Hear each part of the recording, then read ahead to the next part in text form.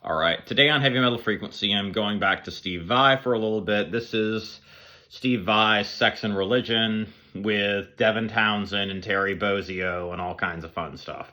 This, I don't actually consider this a metal album. This is a first for Heavy Metal Frequency. I do stuff like jazz and jazz fusion and stuff that's not actually metal, but it is relevant to my program and things like that because there are a lot of influences of things like jazz and jazz fusion and pop in metal music. And so this was supposed to be a project that Vai did, and you can look up what happened with that. And the Vai Gash album was recorded around this time, I do believe, and so this had less to do with Steve Vai's virtuistic guitar stuff and more to do with playing in a band and having some gifted musicians like Devin Townsend and Terry Bozzio.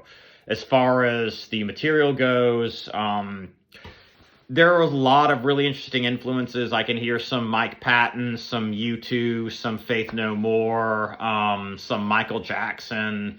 There's all kinds of neat stuff on here this was done in the early 90s, and that's really relevant to the time period. And there's some signature Vai tones and stuff like that on this. But it's, as far as the material, Here and Now is really good. In My Dreams with You is a somewhat rougher song. Still My Bleeding Heart is a really, it's almost kind of like a pop song. It reminds me of U2, some Bono stuff, maybe slightly.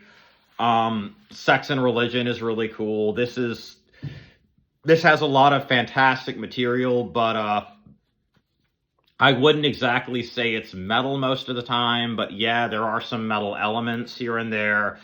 So I would highly recommend Sex and Religion. I would not, much like with Vai Gash, I would not start with this, but I love this album, and I love Devin Townsend and Steve Vai and Terry Bozzio and all their stuff, and I would definitely pick this up. Thank you.